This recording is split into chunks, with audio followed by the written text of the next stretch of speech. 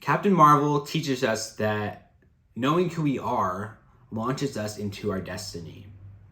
If we don't know who we are, then we are vulnerable to allowing other people to define us.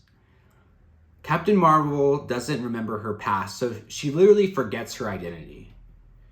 The Krees take advantage of her not knowing who she is and fill her mind with lies. Her ability to trust her gut eventually leads her to the truth, though. So there's a scene where Carol is on the phone with Yon-Rogg, and she starts to question him. She shares that she has evidence that she had a life on Earth and that she knew Lawson. Yon-Rogg responds by saying, "This sounds like Skrull simulation, Veers." And so she says, "No, it's not, because I remember.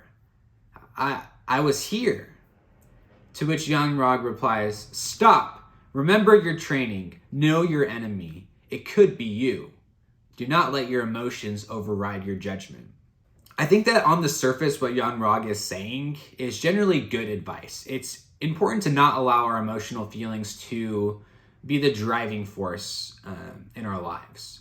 Because when we're really angry or sad or any other emotion, our judgment about people or situations can be off.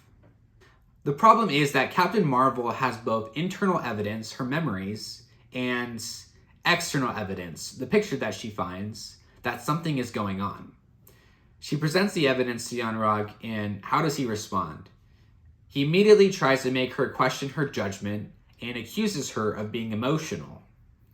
He demonizes the Skrulls. He doesn't even acknowledge the facts. That's a huge red flag right there. There's a reason this scene cuts to Fury greeting his superior. They get on the elevator, and the agent says, "Excellent work, Nicholas." And you can immediately see the suspicion on Fury's face, like he knows that something's going on with that guy. The story is trying to teach us that we should not ignore those subtle signs. There's a reason why our gut feels off about certain people or situations. Intuition is really powerful, and although we may not know exactly why we are feeling off, it's important to at least consider and reflect on what our guts may be trying to tell us. This lesson becomes explicit when Agent Coulson catches Fury and Captain Marvel in the stairwell. He pretends like he doesn't see them and lets them get away. Fury reflects on the situation and says, "I guess he had a feeling. He went with his gut against orders." It's a really hard thing to do, but it's what keeps us human. The idea that Fury presents here clashes with the ideas that we see Yon-Rogg trying to hammer in Captain Marvel's head. Yon-Rogg wants blind obedience from Captain Marvel, while Fury recognizes that sometimes we need to trust our intuition over orders. Because Captain Marvel follows her gut, she eventually is able to discover the truth about who she is. Her name is not Veers. Her name is Carol. Our names represent a huge part of our identities. And the more we know our identities, the more unstoppable we are. This is displayed in the scene where Captain Marvel is warring in her mind against the Kree's lies.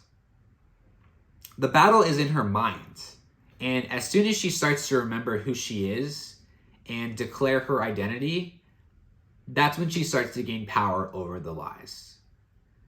She fiercely declares, "My name is Carol," and then starts to overcome. Once she does overcome the lies, her abilities are unleashed, and we get to see the Captain Marvel that we all know and love.